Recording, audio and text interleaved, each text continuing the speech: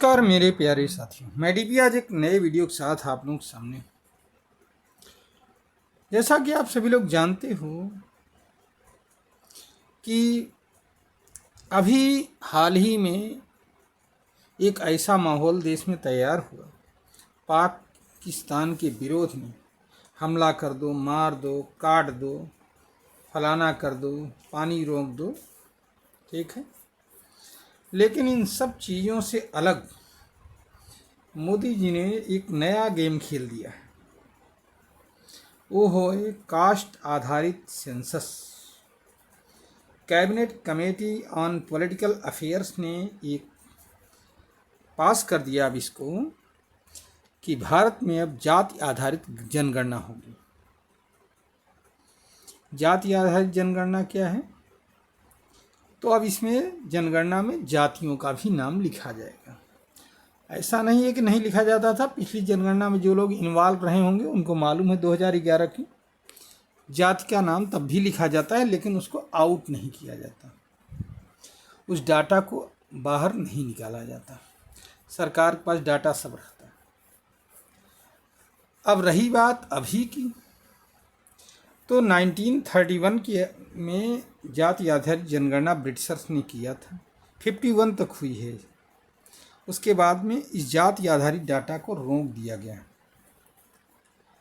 1931 में ब्रिटिशर्स ने जब जाति आधारित जनगणना किया था तो उसमें करीब 4741 जातियाँ निकली थी, और 2011 की जनगणना में 2011 की जनगणना में भी जातियों की संख्या अगर देखी जाए तो उसमें तो करीब 46 लाख के आसपास जातियाँ निकली थी। हाँ, 46 लाख अलग अलग जातियाँ। अब इस बार अभी तो पूरा डिटेल आया नहीं है जनगणना का, कैसे होगा सेंसस, कैसे नहीं होगा। उसकी बाकायदे ट्रेनिंग वगैरह होती है, सब बताया जाता है, कोडिंग डिकोडिंग होता है, उसमें बहुत लंबा चौड़ा प्रोसीजर होता है, इतना आसान नहीं होता है। साल भरे पूरा सिस्टम चलता है, तब जा कर के रिजल्ट नेट सामने आ पाता है। हाँ, अब मोदी जी, अब यहाँ पर सवाल एक पैदा होता है कि ऐसे विषम स्थिति में, जबकि लोग पाकिस्तान पाकिस्तान पाकिस्तान चिल्ला रहे थे, आतंकवादी हमला हो गया, 26 लोग मार दिए गए, और ऐसे में मोदी जी कास्ट आधारित जनगणना की बात करने लगे, तो आखिरकार कारण क्या है? तो कारण क्या समझ में तो अभी भी नहीं आ रहा है, लेकिन इतना जरूर समझ में आ रहा है कि मोदी जी ने इसके लिए पूरा कैलकुलेशन कर लिया था, पहले से कैलकुलेशन किया हुआ था, और इसके प्रॉस एंड कॉन्स को भी उन्होंने सब पता लगा लिया है, रिसर्च कर लिया है। बिहार का इलेक्शन वैसे भी नज़दीक है, सब लोग जाति आधारित जनगणना की बात कर ही रहे हैं, तेजस्वी वगैरह, तेज प्रताप यादव वगैरह।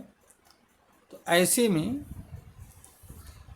मोदी जी ने भी ये मास्टर स्ट्रोक खेल ही दिया कि जाओ जाति आधारित जनगणना होगी। ये कब तक होगी? 1 साल, 2 साल, 3 साल लगेगा, क्योंकि जनगणना के लिए भी बहुत कुछ काम बाकी है। अच्छा, इस बार इलेक्ट्रॉनिक सिस्टम से होगा, तो ये भी एक बहुत बड़ी समस्या है। पूरा एकदम अपडेट कंप्यूटर सॉफ्टवेयर सब बनना है, उसके अकॉर्डिंग ट्रेनिंग होनी है। तो फिलहाल 2025 में तो ये संभव नहीं लग रहा है। अब रही बात 26-27 में, तो देखो हो सकता है 26 जब से शुरू होगा तब से 1 साल और लगेगा आगे तक। इतने आसानी से जनगणना होने वाली नहीं है, न होती है कभी नहीं, और इसमें एक लॉन्ग प्रोसेस है, बहुत लंबा प्रोसेस होता है। तो ये है पूरा हिसाब किताब। अब देखिए इसमें क्या होता है, कितना पॉलिटिकल गुणागणित होता है, किसको क्या लाभ होता है। बिहार में अभी एक कास्ट आधारित सर्वे हुआ था, उसमें 2/3 जो है ओबीसी जातियां निकली थी। कुछ और सर्वे कराया गया, उसमें क्रीमी लेयर की बात की गई थी, नॉन क्रीमी लेयर की बात की गई थी, कौन सी जातियों को ज़्यादा फ़ायदा हुआ, कौन सी जातियों को कम फ़ायदा हुआ। तो बहुत सारे कैलकुलेशन हैं, और उसके बेसिस पर फिर नीतियाँ बनाई जाएंगी कि क्या नीतियाँ हो सकती हैं भारत देश की या भारत की भविष्य की। अब इसमें कुछ न कुछ तो कैलकुलेशन मोदी जी का होगा ही होगा। चलो अब देखते हैं कि इससे किस जाति को क्या फ़ायदा होगा, कितना नुकसान होगा, ये तो देखने का विषय है। अब फिलहाल एक दूसरा मास्टर स्ट्रोक खेल दिया गया है राजनीति के अखाड़े में, कास्ट आधारित जनगणना। इससे किसको क्या फ़ायदा होगा, क्या नुकसान होगा, ये आगे निकलता रहेगा और पता लगता रहेगा। चलिए, मैं भी अपना वीडियो इतने पर ही समाप्त कर रहा हूँ। आप लोग भी ध्यान बनाए रखिए और देखिए क्या होता है, क्या नहीं होता है, क्या है कास्ट आधारित सेंसस, कैसे किसको क्या लाभ होगा। आगे वीडियो में और भी बातें होंगी, लेकिन आज का वीडियो इतने पर ही समाप्त कर रहा हूँ। नमस्कार, जय हिंद, जय भारत, वंदे मातरम।